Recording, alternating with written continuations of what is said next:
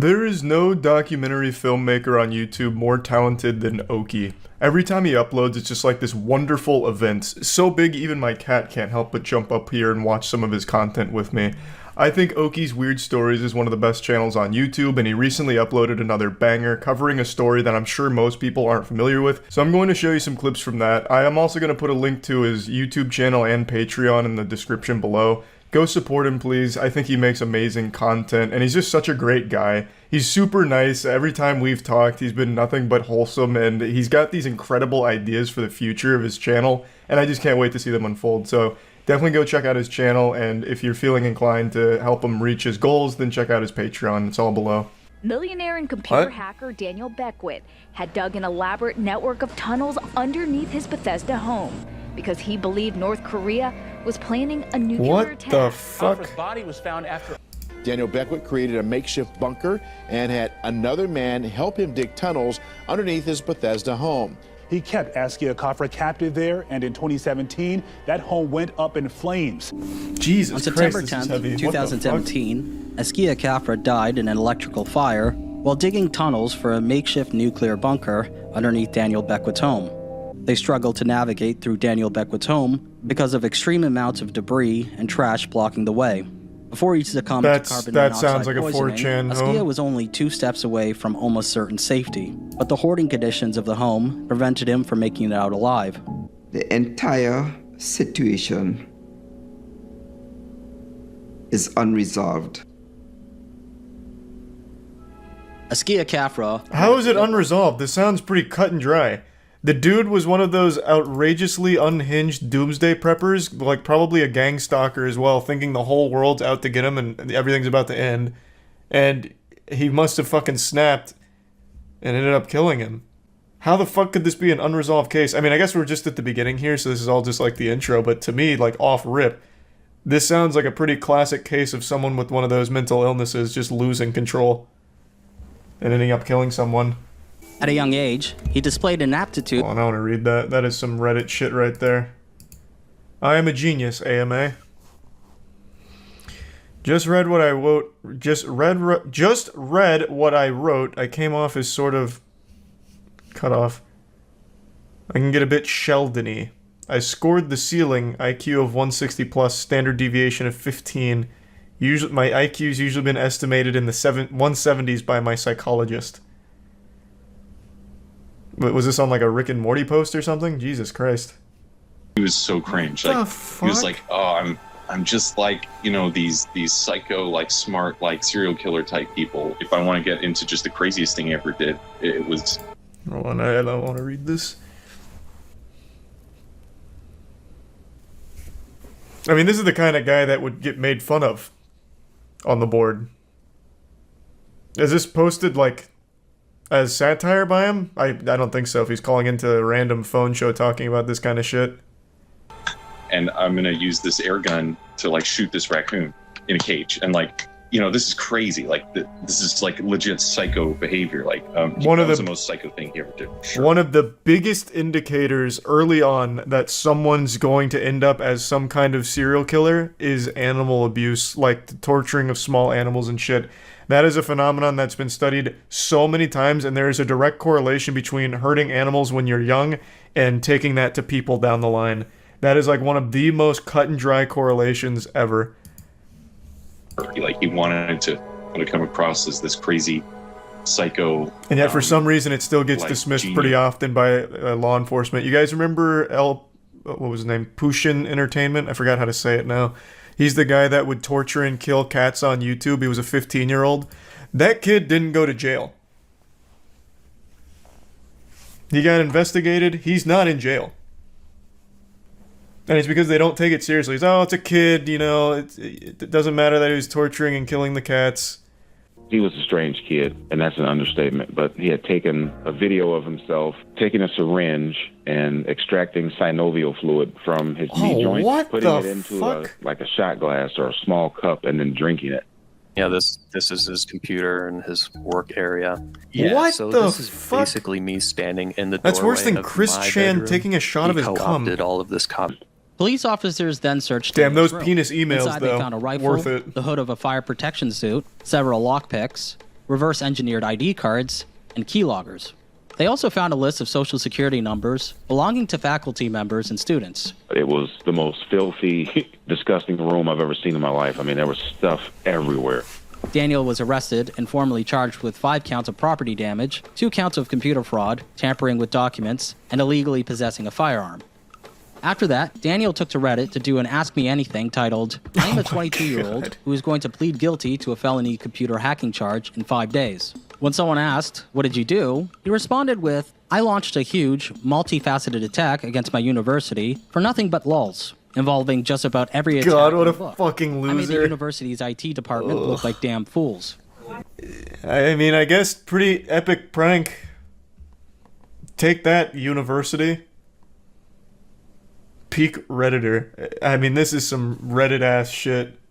Daniel inherited $2.6 million after his mother's death. With that, he began to invest in Bitcoin, and he made a fortune. In a now deleted Reddit comment, shit. Daniel thanked the technology board on 4chan, G, for turning him onto Bitcoin as early as 2010. In a Reddit Ask Me Anything, I am still so fucking mad, and I can't believe this came up in, what was it? It must have been 2012, maybe, yeah, probably 2012. I've mentioned this a million times, and I mention it every time it gets brought up. There was a post on the front page of Reddit that said, I strongly urge you to get into Bitcoin, and then another one like, Bitcoin has just hit $100, and I, as well as pretty much everyone I knew, was like, that's stupid, that's fucking dumb, it's never going over 100, it's worthless, why would we ever do that? And I didn't put anything into it. God damn. So this was this seems about right, though. This seems like the kind of person that would actually put money into Bitcoin back then. You had to be out of your fucking mind to think it was a good idea. Jesus Christ.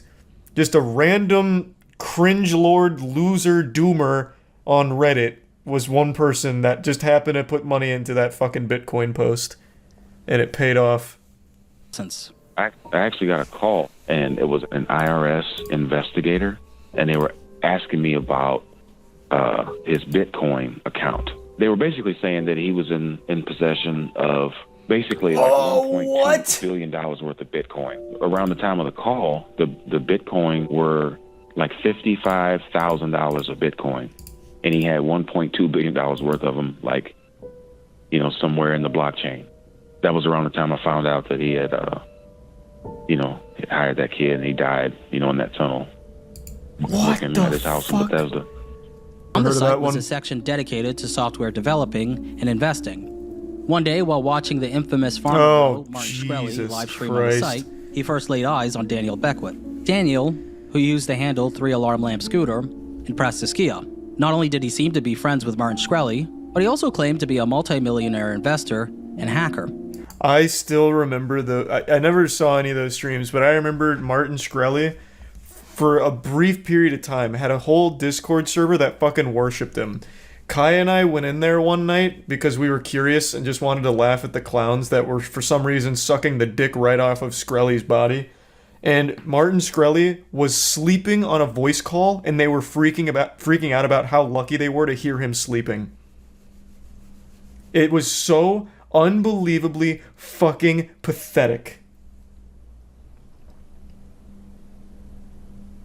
God, that whole community was awful. And when he did get arrested, I don't remember exactly what happened, but they were like, no, this is outrageous. He didn't do anything wrong.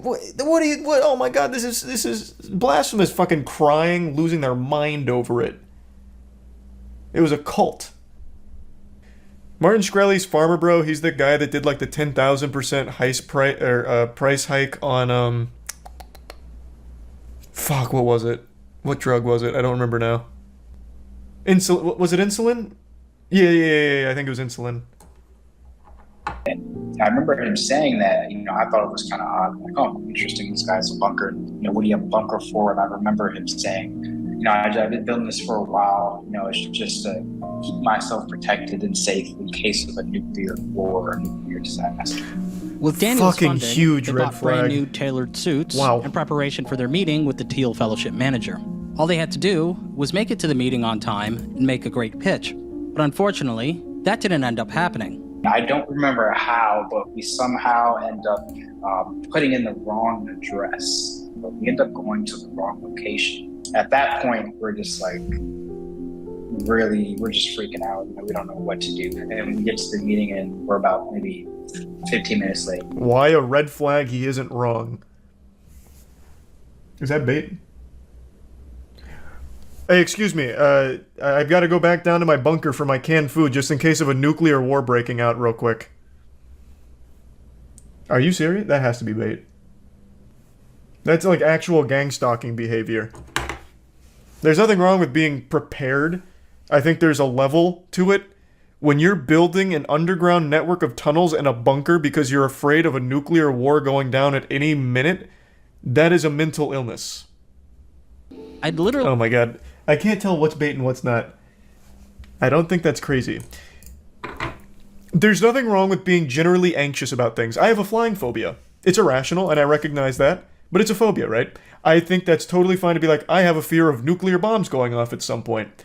But then there has to be this barrier, like this filter in your mind where it's like, that is a little irrational. Maybe I shouldn't build a fucking multi-million-dollar bunker because I'm afraid of this disaster happening. And maybe I shouldn't be wearing a bulletproof vest anytime I'm out in public.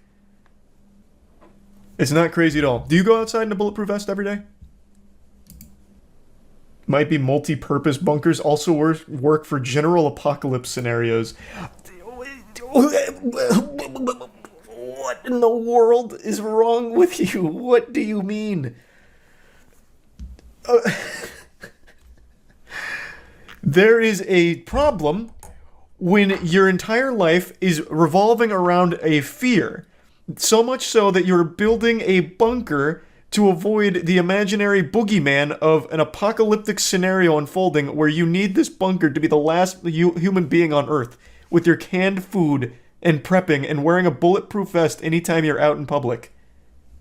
That's not even a hot take. That is a problem. I get shit for being afraid of going on a plane, and rightfully so. I get that it's irrational. How in the fucking world can you possibly try and justify a man spending so much on this bunker and wearing his bulletproof vest out in public, and then eventually hiring this man to dig out the underneath of his house for an underground network of tunnels because he's afraid of North Korea nuclear bombing his house? That is like schizophrenic behavior. That goes above gang stalking. He asked me to stop the car and he jumped out the car and went by somebody. He came home afterwards, you know. But you see, you also, as a father, you have to be careful that you run off a child permanently. Many things I told him, he would rebut it and tell me Beckwith was competent at that, Beckwith was competent at that. It was like Beckwith was a Superman. It was so... It's crazy what you can ignore when you have that much respect for someone. I remember definitely the first time around, I just started screaming to all the neighbors, you know, help, help, fire, fire. What were you thinking was going to happen to him at that point? I was hoping he'd either run out there or he'd go out the back window. This big window Big here. window there, or the window well. Well, this one's got bars on it. Well, that's not the window. Yeah, that one does have bars on it on the side. I don't think he could get out there. That doesn't have He put bars on his... Well, of course he put bars on his windows. He's got a fucking bunker and tunnel system. And then there's that window for well nuclear war. I thought he also could have got out there. Of course he barred his windows. Well, preferably, he would have just gone down into the tunnels and gone out the backyard. Why didn't he do the obvious? Come to my voice. I am on the safe side of the basement. There's not much smoke on my side. There was a door there. He indicated that he went... Yeah, I mean, I think this is absolutely a murder. Wasn't it possible? I completely agree with the dad here. Daniel said that he tried to get inside the house to save Askia a total of 4 times, but that he was driven back by the overwhelming heat. During his attempts to enter the house, he said that he removed a propane tank, gas cans, and other combustibles. The way out, you told me originally that you took a couple of gas cans. Yeah, but I never found those. Well, one was supposed to be in the front yard and the other was on the side. Okay, so I didn't get that. So somebody might have walked off with them. Jeez. Okay. I'm no expert here, but this looks like some absolutely fucking terrible acting that I'd see in like a bad Hulu original like The Grim Cuddy. What? Someone must have walked off with one of the gas cans that I was put in the front yard? Jeez. He said that he... I will say, and before we continue, people are asking, well, why would he kill him? Clearly, this guy is unhinged. I think that much is very obvious. He's very worried that everyone's out to get him. He wears the bulletproof vest when he's out in public. He duct tapes Askia's eyes, blindfolded him to get him to the tunnels. Duct tapes his eyes so that way he's blind when he goes outside for fresh air because he's afraid Askia may turn on him at some point and tell people where his bunker is. So I think what may have happened is he got this fucked up idea that Askia was plotting to reveal his location or turn against him, and he killed him for it. That would be my guess.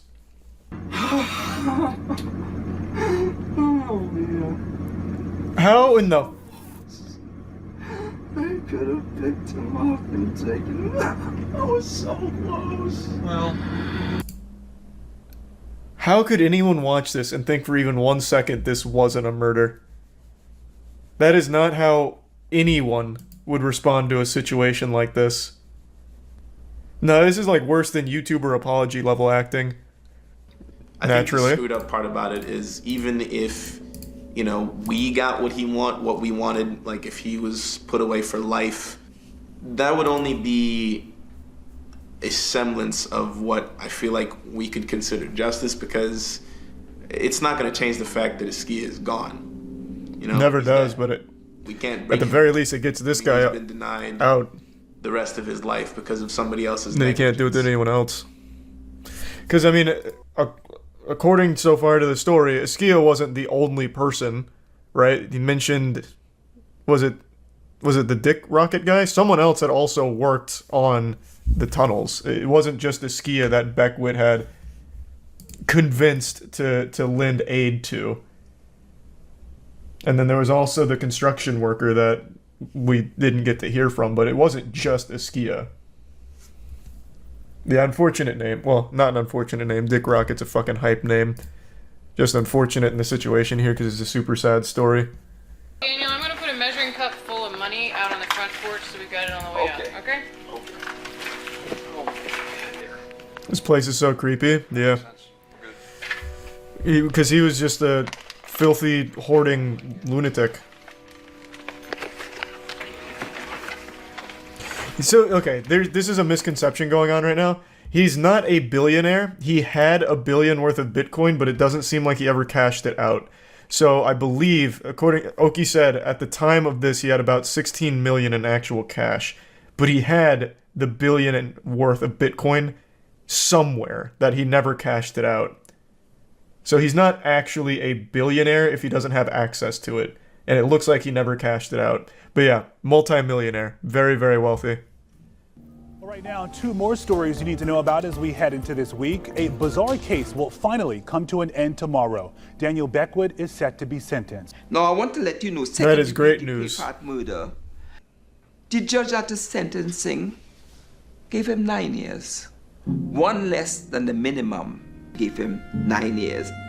What the fuck is the point in having a minimum sentencing when it comes to a crime? What the fuck? The reason the minimum is there is that it's not supposed to go lower. How can you just be like, yeah, I'm just going to disregard that? I don't... What? How does that make any sense? I don't think he paid off the judge. It doesn't seem like he had access to his money. That makes no fucking... It's a goddamn law. Like by giving less than the law dictated minimum, wouldn't that be breaking the law from her? What? Can that happen? What about my feelings? Don't I matter? You know?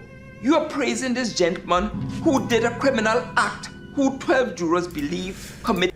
Okay, how about this? Even if he didn't kill him on purpose, which I really do still feel he did, what the fuck does he offer society? He walks around in a bulletproof vest and hires people to work on an underground bunker in complete secrecy, blindfolding them, refusing to let them outside with their eyes open without giving them duct tape glasses, and just sits in his fucking hoarded, shit-stained, diaper-filled house. What is he offering to society? But he doesn't even offer money. He doesn't spend his money. Half of his money was in fucking measuring glasses.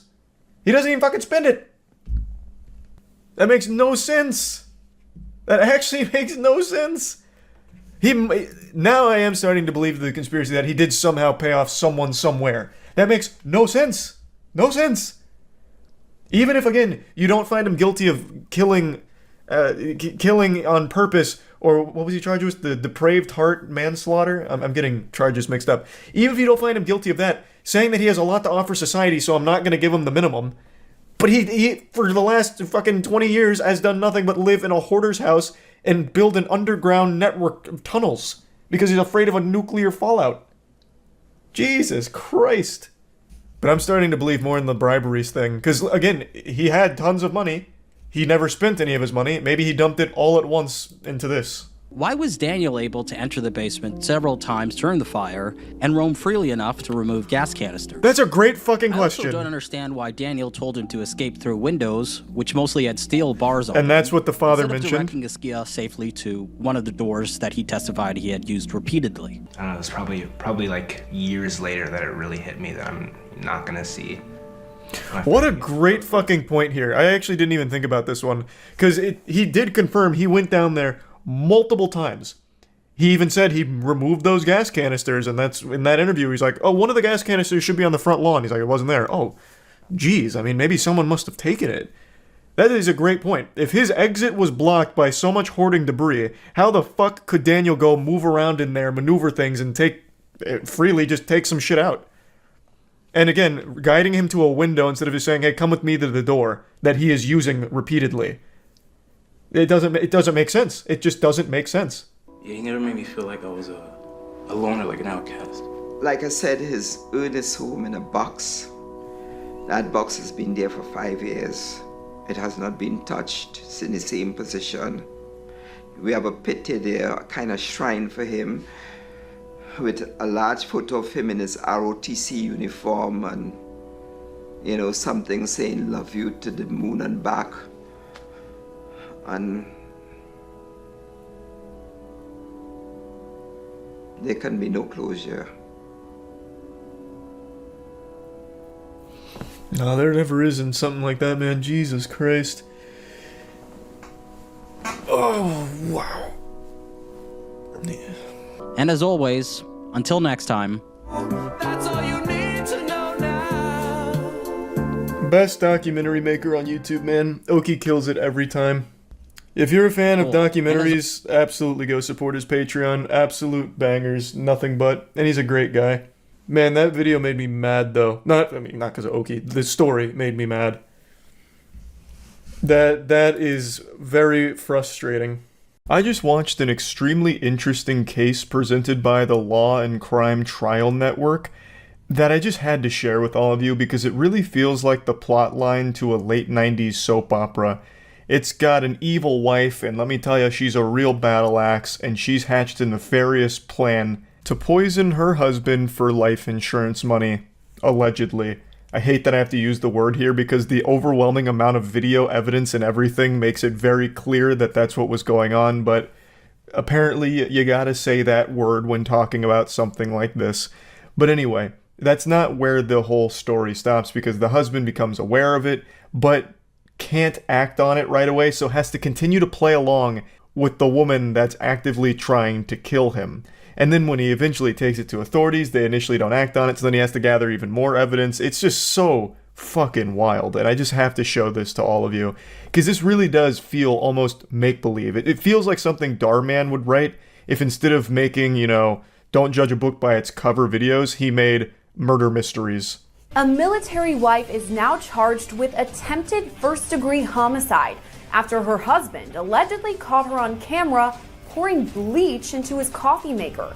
He says it was all to get life insurance benefits. It really does make me giggle every time allegedly is thrown out in a case like this where you can actually just watch it happen on the fucking Jumbotron. And especially with this one because the husband was super thorough with all of the hidden cameras he set up. So you can get like a 360-degree video of all the poisoning attempts. You got every goddamn cinematic angle imaginable. And yet still allegedly poisoning attempts. Again, I fully understand why they have to keep saying that word here because she hasn't been found guilty in court yet of all of the charges. But I mean, it's pretty clear. The answer to this game of Clue is Feliciano in the kitchen with the bleach and coffee maker. Like, we can tell. The man, quote, suspected someone was tampering with his coffee, and in May 2023, while still in Germany, he set up a camera in his house.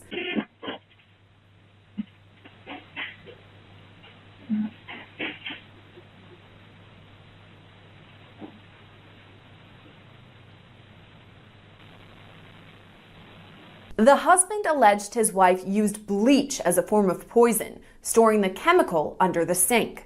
This is one of many videos that capture her pouring bleach into his coffee pot, so he became alert to something a bit off about his coffee and suspected tampering with it, and I imagine he was able to taste something was wrong immediately.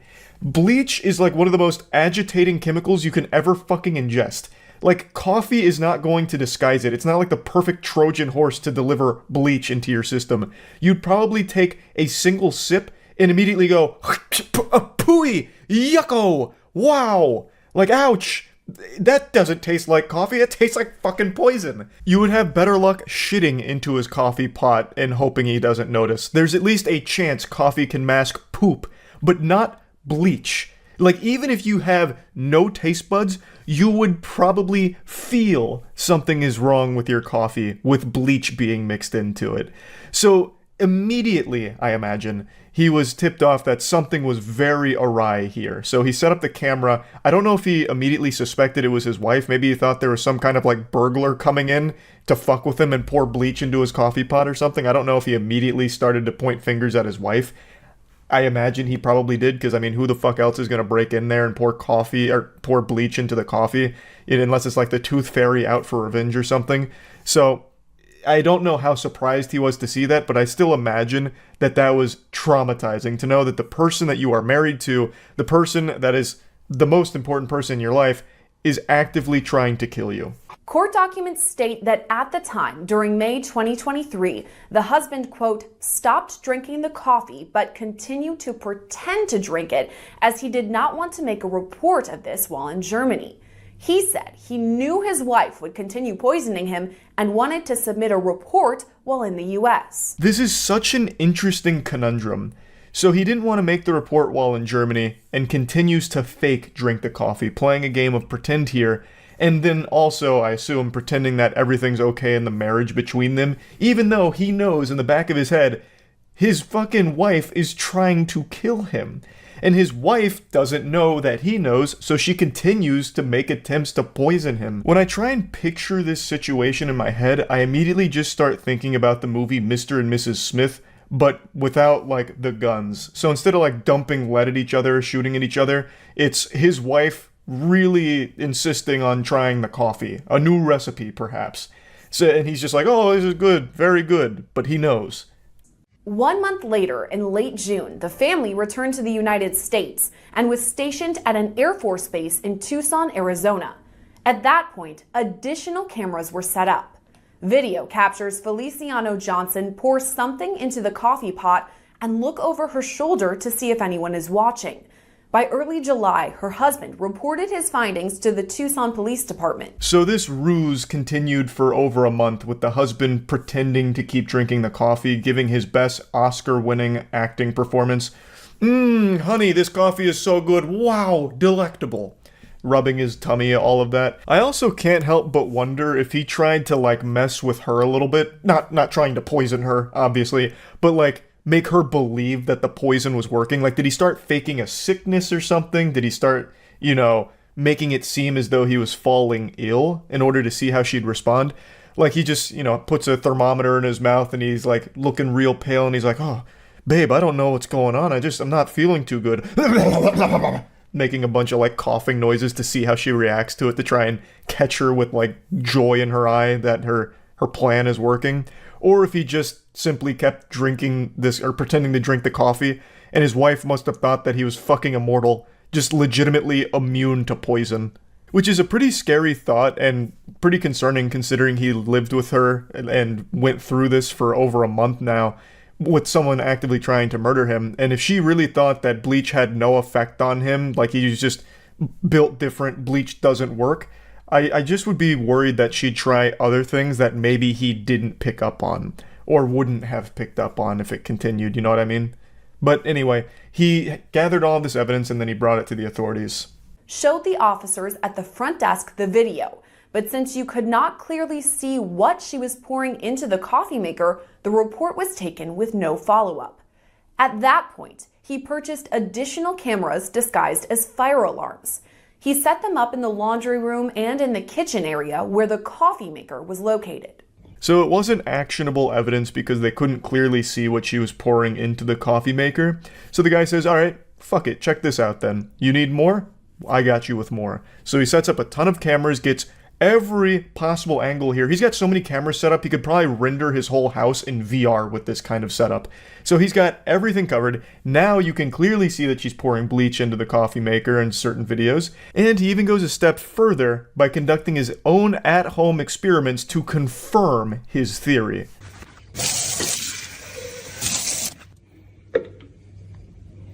Normal. I smell it. I can smell it. I can smell it. Soapy. Tea. You're gonna see purple. Boom. Science, bitch. Now we're Breaking Bad here. So he's got even more proof, not only with the video evidence of his wife pouring bleach into his coffee pot, but now he is confirming the presence of the bleach in the coffee pot even after having it drained all day and all of that. Now he has an overwhelming amount of proof against his wife. Feliciano Johnson was caught on camera multiple times, appearing to pour bleach in the laundry room, walking it into the next room, and then pouring it into the coffee maker. After collecting multiple videos that showed her allegedly pouring the bleach into the machine, Feliciano Johnson was arrested on July 18th. I'm assuming she did all of this while the husband wasn't home because she is pouring the bleach in the laundry room and walking it to the kitchen, so literally walking through the house with bleach in her hand. If the husband ever saw that, she would immediately know that he would know that something is really fucking foul going on here. Why are you transporting bleach around the house? Like, what could possibly be the excuse, you know? Oh, babe, you're home. It's great to see you. What do you mean, why is the bleach in my hand? Oh, actually, I just wanted you to just take a peek at it real quick. Just tell me, does the bleach smell weird? Splash! You know, like, there's really not a whole lot of wiggle room for an excuse on why you're transporting bleach from the laundry room to the coffee maker. So, again, I assume he just wasn't present for it. But then it makes it really interesting watching the footage here because she keeps looking over her shoulder. So it's an interesting look into the human psyche and kind of just basic human instinct, where when you're doing something fucked up, when you're doing something diabolical, for some reason, you just can't help but double check your surroundings to make sure no one's peeking in on you, even when you're completely alone. Anyway, just something I felt like pointing out. Overall, I'm happy to see the husband didn't get poisoned, and I'm happy to see she got arrested and is now facing these charges here.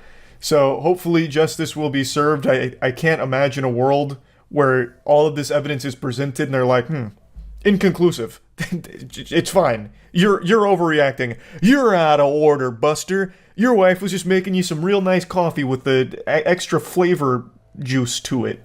So I imagine she will likely face serious time for this. I mean, it's attempted first-degree homicide, apparently. So, or allegedly, excuse me. So yeah, I just wanted to share this story because I just found it to be super fascinating. But yeah, that's about it. So yeah. I couldn't decide if this was a good idea for a video to make just because of how dark and disturbing it is, but earlier today I saw a thread on Twitter going around listing the most evil artists and musicians of all time, and absent from the list was by far the most evil singer to ever hit the mainstream, Ian Watkins. And I was just shocked that not a lot of people seem to know about this. This was a story I followed as it unfolded back in 2012 because Ian Watkins was the frontman to my favorite band when I was a kid, Lost Prophets. In fact, if there's any archaeologists watching this and want to unearth some unholy relics, if you're able to find any re-uploads of my old Gears of War montages from 2007 and 2008, you'll hear Lost Prophets music that they're set to and edited in sync with. I used their music all the time in videos growing up because I was such a massive fan, so you can imagine how fucking disgusted I was when I learned the truth behind their singer. Ian Watkins' crimes are some of the most depraved I've ever read about, and in fact, the senior investigator said it was the most disturbing child abuse evidence he had seen in nearly 30 years on the force. And it's not an exaggeration.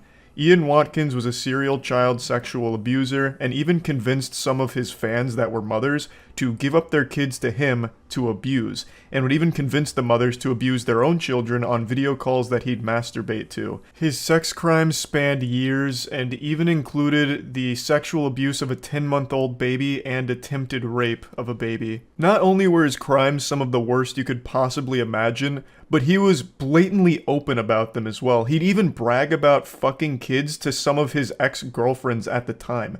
I feel like if the police officers had just asked him, hey, are you having sex with minors?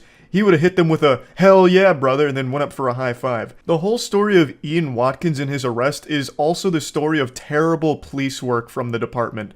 There were years of reports and people desperately trying to get him behind bars, and they just wouldn't look at the evidence. They refused to look at all of the overwhelming evidence that was constantly being provided to them. The reason he ended up getting arrested was on unrelated drug charges, and they just happened to find this absolute fucking mountain, like a goddamn Mordor. They wandered in there and happened to find all of this child abuse evidence, but they were there for drug reasons and continued to turn the other cheek and ignore all of the reports coming from victims or people that had already compiled evidence and submitted it to them.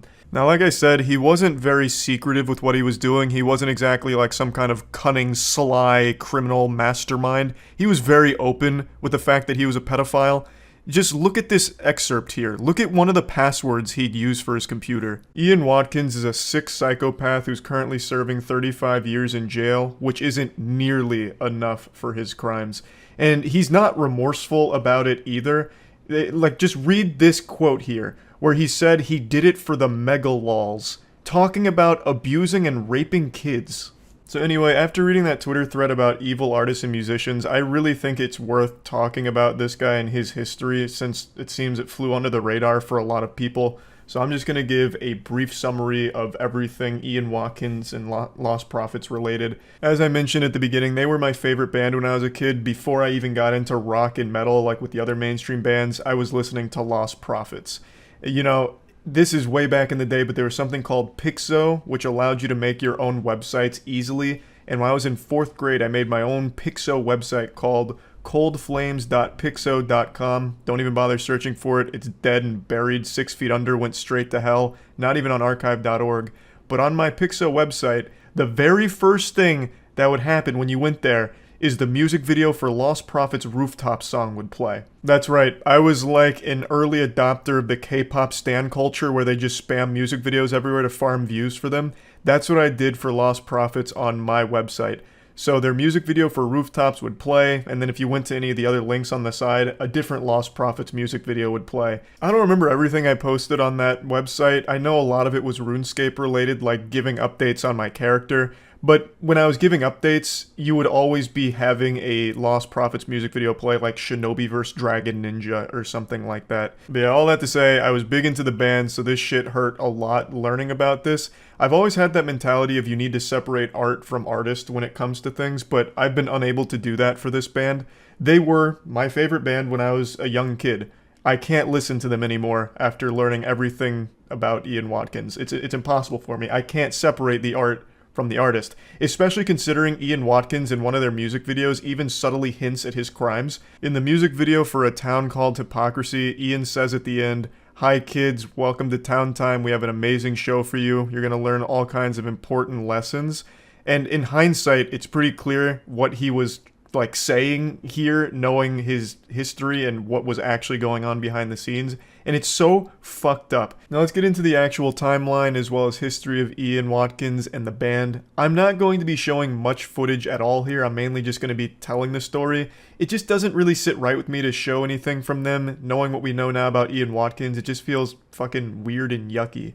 However, there is a great breakdown of this whole situation from a channel called Gamers Inc. And they do show footage from the band as well as interviews of Ian Watkins. And they do a great job with it, so I recommend checking that out if you're interested in seeing more from the group as well as Ian and who he was as a person. But for me, I'm not going to be showing any of it, so let's get into it. Ian Watkins was the stepson of a Baptist minister and was an honor roll student. He basically fucking straight A'd his whole career as a student, graduated with honors from the University of Wales, and then in 1997 formed The Lost Prophets. They saw moderate success with their first album called The Fake Sound of Progress, but it was in 2004 with their follow-up album, Start Something, that they really broke into the mainstream spotlight. They sold 2.5 million copies and were propelled into stardom. They had their music videos on MTV. They even had Last Train Home on the soundtrack to NFL Street, which was a great game. NFL Street had a fucking wild soundtrack, but yeah, they were there. They were everywhere. Montages, back when Halo 2 montages were just starting to get their feet, Lost Prophets really took it by storm. They were a mainstream success, pretty much overnight with Start Something. With all the success came a lot of fans, many of which were underage girls that Ian Watkins would invite backstage after gigs. And from a couple of sources I've read, there were even rumors circulating around this time from media outlets that noted that there were minors backstage at these concerts around Ian Watkins, which made them uncomfortable, but they didn't really report on it or do anything on it, so I think that's a big fucking blunder from them. That is absolutely something that I think they should have raised an eyebrow with and looked into a bit deeper, but regardless. 2004, they had Start Something, they were blowing up. Ian Watkins was already abusing his status and starting to bring underage girls backstage. Then around 2008, he started getting addicted to hard drugs like crystal meth and cocaine. There was even a Music Insider that revealed more information to the depravity that was happening behind the scenes. They really blew the lid off the case of what was exactly going on back there. One of Ian Watkins' exes gave an extremely in-depth explanation for all of the awful shit that he was doing and interested in, from child pornography to bestiality to him believing he was invincible and untouchable. Her name is Joanne, and she spent years gathering evidence against Ian Watkins in order to get the authorities to take him in, investigate, and arrest him, but was ignored at every possible turn.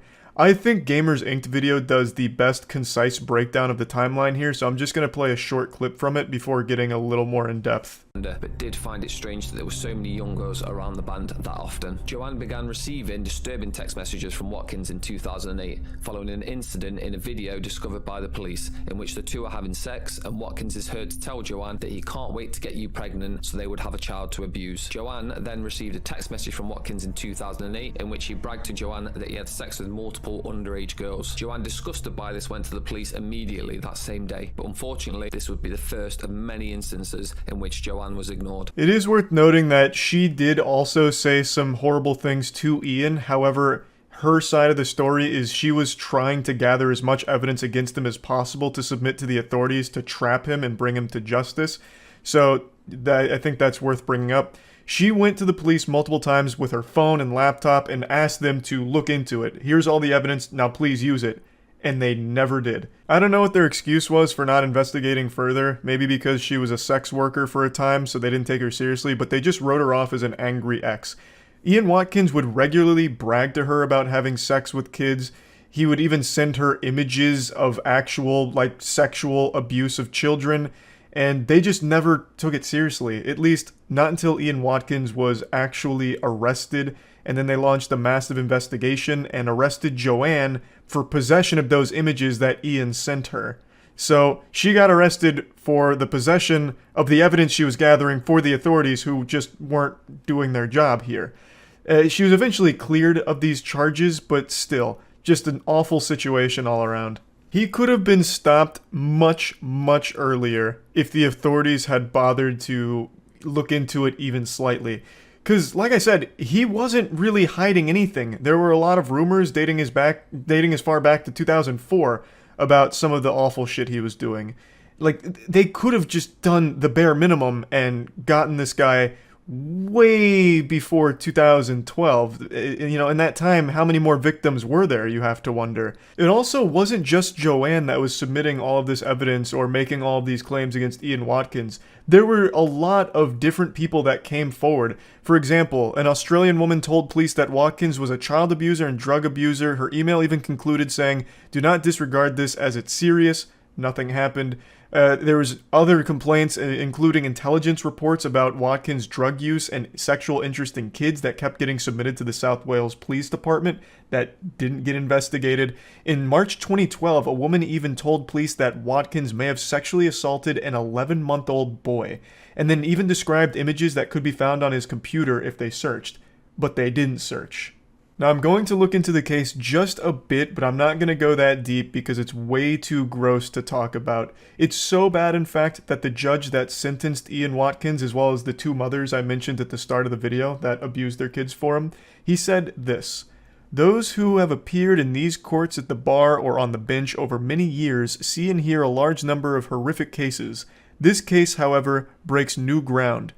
What you three did plumbed new depths of depravity." The full sentencing remarks can be found online, but I don't encourage anyone out there to read them because they will make you sick to your stomach. You will absolutely fucking puke. It'll ruin your whole day trying to read this. I'm only going to read a couple and bits and pieces of them. I can't read half of this shit. It's so fucking painful to even say. I'm only going to do a couple here, just to give you an idea of how bad this guy was. This isn't even the whole thing. So here, count 18 dates back to March 2007. You met after a Lost Prophets concert when she was a 16-year-old virgin. The prospect of taking her virginity excited you. You got her to dress in a schoolgirl's outfit and you videoed her and you having oral, vaginal, and anal sex. You asked her whether she enjoyed being your underage slut. At the end, you urinated over her face and told her to drink it. That gives you some insight into your attitude to young females at the time. Over 5 years before counts relating to count 19 dates back to August 2008. The girl was another fan, age 16. You videoed her having oral sex with you, and she is seen snorting white powder, which you told her was cocaine. This next part, I think, is going to be one of the most disturbing things you'll probably ever hear. This is in regards to the mothers, to one of them in particular.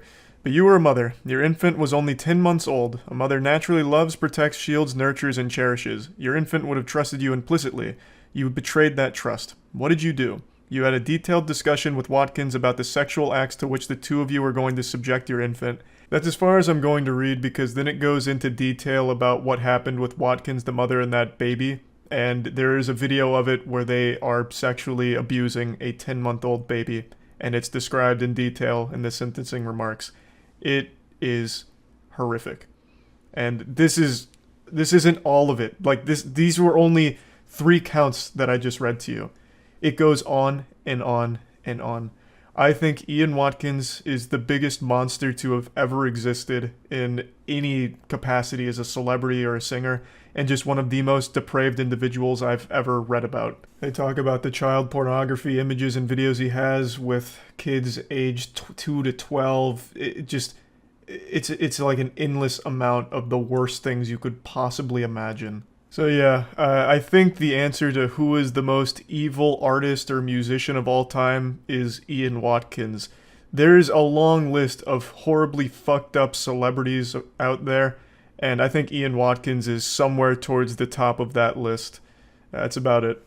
So yeah. On TikTok there lives many evils, some cringe, some criminal. Just like the Force with the Jedi and the Sith, there exists a balance. And today, we're gonna tiptoe and tap dance all over that line between cringe and criminal as we look at a completely deplorable individual named Madison who hatched a diabolical scheme to fake cancer, apparently with the goal of getting her family back together. At least according to her, that's the statement she made in court as to the motive behind faking cancer. Which, if that really was the goal of it, that is a worse plan than anything Ed, Edd n Eddy ever hatched for jawbreakers back in the day. It makes no sense, but basically, she faked cancer, eventually started getting, like, public speaking gigs, I suppose. She documented her battle with it in an attempt to, like, uplift people, I suppose. She also made a GoFundMe which collected like $37,000, which turns this whole thing from just a complete fabrication for the sake of attention, possibly, into a full-blown scam where she was taking money from people under a complete lie. And then, eventually, the whole house of cards came crumbling down after an investigation concluded that she made everything up. Now, I can't find the first videos she started to post about this. It only exists, from what I can find, in a Ray William Johnson video he just posted covering this, so I'm just going to show you a clip from that. They found a mass on my pancreas, and I had stage 2 pancreatic cancer at just 19 years old. Oh, but that's not even the worst part. She also had leukemia. The 5-year outlook of survival is a slim 11%. But does all this stop Madison? No way. She sees it as an opportunity to document her battle and uplift others. What an incredibly evil thing to lie about. Now, of course, she's far from the only person on the cyberspace to lie about having cancer. In fact, there was a really recent story I just talked about like a month ago about a poker player who lied about having terminal cancer in order to raise money to enter a poker tournament. But anyway, back to Madison. So she posted a lot of update content going over what was happening, and this includes photos that she would take. Photos that she would stage, since she didn't actually have cancer. And I can't find a ton of them. The only one that I can find that was a big smoking gun is, again, from Ray William Johnson's video. So he's got, like, all of the old artifacts here to preserve the story, I guess. So I'll show you a picture of it here, which is this. And a lot of medical professionals saw this and noticed that there was some very fishy shit going on here. It was starting to raise some red flags, sound the alarm bells that, this may not be a case of her having cancer, but instead an undiagnosed case of terminal clout disease. God rest her soul. So the medical professionals pointed out a lot of things that just didn't make sense about the photo. Some inconsistencies, not even using real medical tape, just a laundry list of problems with the photo. And anonymously reported it as suspicious. It got the attention of the Eldridge Police Department, and they conducted an investigation, eventually subpoenaed for medical records from Madison, and found that she'd never been diagnosed with any kind of cancer or tumor from any medical facilities. So it turns out her cancer diagnosis is about as real as Goatman, which is to say, not real at all. Sorry to all the Goatman enthusiasts out there. I don't mean to burst your bubble. I know it's a tough pill to swallow, but it is what it is. He's not real. But what is real is this mugshot right here. Madison was arrested in January. I also didn't mention that even outside of like that one big photo that a lot of people pointed out and heavily scrutinized for inconsistencies, she was posting other photos that weren't hers, apparently. She would use photos from actual cancer patients and post them as if they were her updates, which is unbelievably evil. Like, the whole thing is so genuinely disgustingly evil, but like, to me, when I learned that portion of it, I couldn't believe just how low she sunk for this. Also, it was recommended that Madison not face prison time because she didn't have criminal history and had good grades in college, was employed, which made her less likely to reoffend. Which I think is a bunch of baloney. What a load of dirty barnacles. What do her good grades in college have to do with anything here and her ability to lie about having cancer again? No, she'll never do this again. Wait, look at her report card. She has an A in kinesiology. Obviously, she's not going to pull this stunt again. Don't be ridiculous. No prison time at all. She's learned her lesson. Just slap her on the wrist, send her home. So, someone spoke up about that. Her name is Rhonda Miles, and she runs a pancreatic cancer foundation in Nashville, and they actually donated to Madison and testified at the hearing. It was devastating to sit there and watch Scott County prosecuting attorney act like a defending attorney, so that was tough. And I think she'll have a lot of questions to answer from the locals on that at some point. Why are you defending this girl when you were supposed to be prosecuting? I couldn't agree more. This is not something that is just some whoopsie-daisy mistake kind of silly, stupid, quirky, dumb decision that a young person makes. It's not. This is a cold, calculated, evil plan that she did make like $39,000 from. I don't know why they took it so lightly here. But anyway, before I get to what her sentencing looked like, why don't I let you hear from her herself when she talked about this in court. 20-year-old Madison Russo pleaded guilty to a charge of first-degree theft after police said she pretended to have cancer and received donations online. I didn't do this for money or greed. I didn't do this for attention. I did this in an attempt to try and get my family back together. I saw a comment point something out pretty profoundly. It said her plan was to get the family back together, and it worked. They all came to court with her. And I was like, yeah, that's pretty accurate. She never said how the family was going to come back together, so, But I don't necessarily believe that. I feel like if the plan was to get the family back together, why the fuck are you making a GoFundMe and making money off of it, right? Plus, let's just assume that your nefarious plan you cooked up worked and your family all did come together to support you. It's absolutely going to crumble when you don't go to doctors to get your treatment, right? So if the family came together, they would immediately know that you are a lying sack of shit, because you would not be going to any of these treatment facilities, and they'd want to support you, right? So they would immediately know that something is wrong since you're not actually getting any treatment from any medical professionals. It doesn't make sense. So I don't think that was the real motive. That was just trying to weasel her way out of a very, very serious situation here because she scammed people out of $39,000. Now, she was ordered to repay that money that was donated to her, which is good. So all of the people who donated money, I believe, got money back for it. So it's at least a nice conclusion for them. They didn't just lose out on that forever. The judge sentenced Russo to a suspended sentence of 10 years. That means she won't go to jail unless she gets in trouble in the future, but it will go on her record. And basically she received probation, where as long as she doesn't do anything stinky again in the next 3 years, she won't go to jail. But if she does reoffend and do something bad, then she will. Overall, I think she got off pretty easy from this. Oh, I forgot to mention she has 100 hours of community service work, which, you know, that's not exactly the harshest punishment here to fit the crime, if you ask me. To deceive people with a lie like this here and rake in $39,000 with people that believe they're supporting a cancer patient who's going through an incredibly intense battle is so sickeningly disgusting. And I cannot believe how light the sentencing on not only her case, but cases similar to this have been in the past. Like I said, she's not the only one to do this. She's actually far from the only one to do this. But for some reason, they never actually face big repercussions for it. And I guess I just don't really understand why, because it is still a big, very lucrative scam that they're engaging in. It's highly illegal.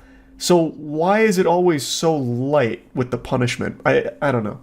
Sometimes they don't even face punishment. There's been a couple of times in the past online where people have faked cancer, got a bunch of donations, and then just left, vanished, and they, you know, come back a couple of years later, pretend it never happened, and they're just fine.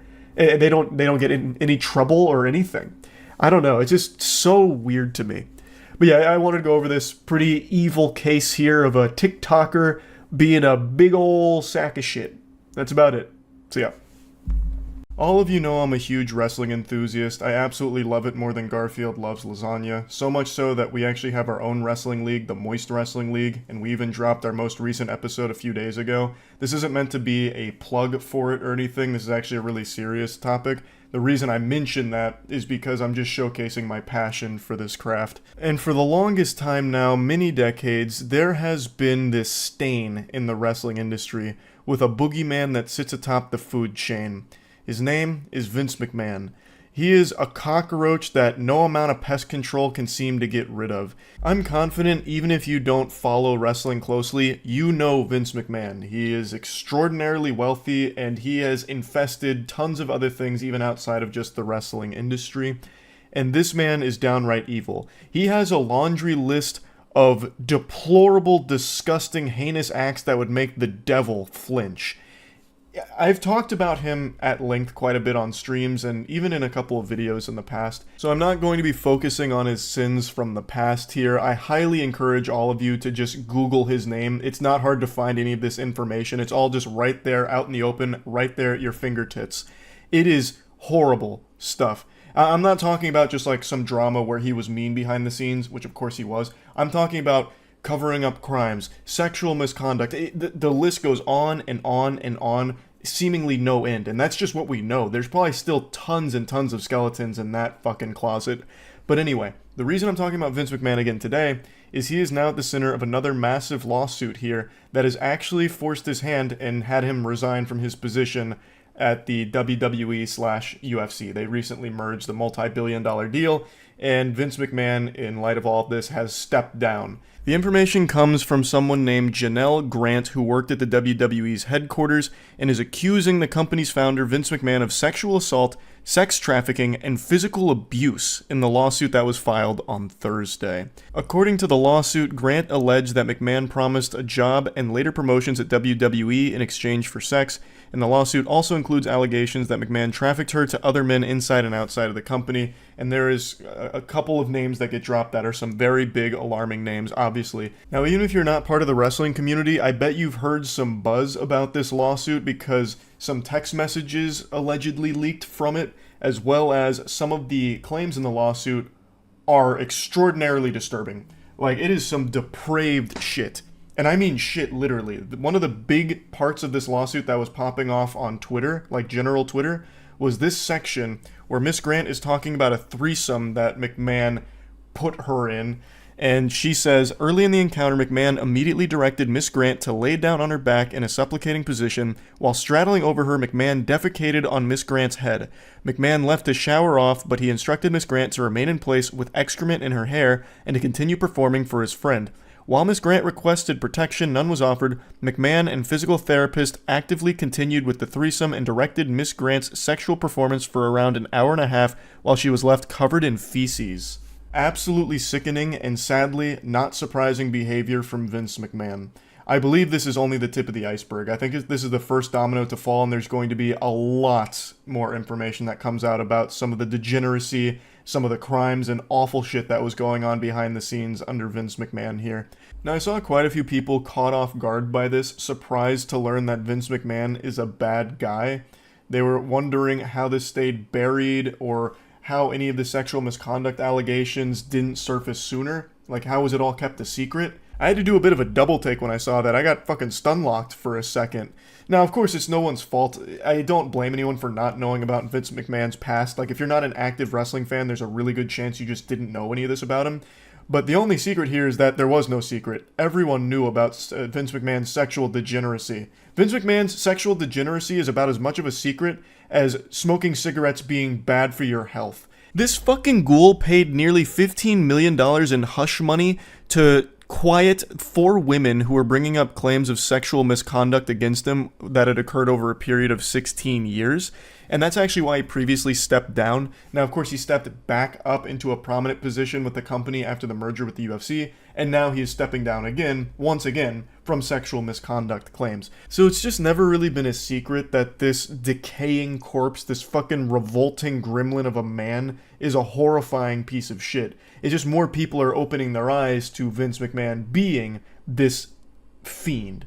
Thanks to Janelle Grant's lawsuit, really making waves and highlighting a lot of previously unknown things like the sex trafficking and some of the other names that were included here to show how deep this rabbit hole goes and how awful all of it was. Now, sexual misconduct is something Vince McMahon calls home, so this isn't his first rodeo, and he tried to cover his own ass. Not literally, because he shit on someone's head, but legally tried to cover himself by trying to pressure Grant into signing a non-disclosure agreement in exchange for payments over several years totaling $3 million after their relationship and employment ended.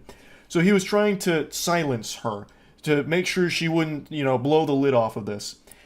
Now, I'm no lawyer, I'm no expert, but I don't think a non-disclosure agreement protects you in the case of crimes. Like, I don't think if you're sex trafficking someone, you can have all of your victims sign an NDA and then they can't speak about it, you're safe. And if they do speak about it, they're the ones in trouble. I just can't imagine a world where if Grant signs that non-disclosure agreement and then goes forward with bringing this information to light, that she would face punishment for it. Like, I can't even picture that kind of lunacy. Like, listen, ma'am, we're really sorry about that sex trafficking thing. That's bad stuff. But you violated your NDA. And breaking an NDA is so much worse. You're going to prison. You're going to the slammer for that. You don't violate the contract. It's sacred. It's binding.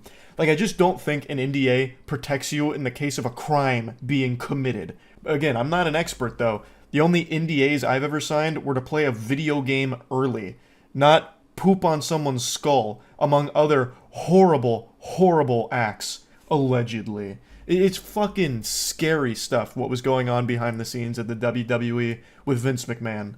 The parent company has issued a bit of a statement here. The parent company is TKO Group Holdings, and they said that McMahon doesn't control TKO or oversee day-to-day operations at the WWE, and that while this matter predates our TKO executive team's tenure at the company, we take Ms. Grant's horrific allegations very seriously and are addressing this matter internally. And a spokesperson for Vince McMahon also made a statement and said that the lawsuit was replete with lies, obscene made-up instances that never occurred, and a vindictive distortion of the truth. He will vigorously defend himself. I wish he would vigorously try and dive into a wrestling ring and tear both of his quads again. This is an evil man, and he has been evil for the entire time he has been with the company. And more people are starting to see this now.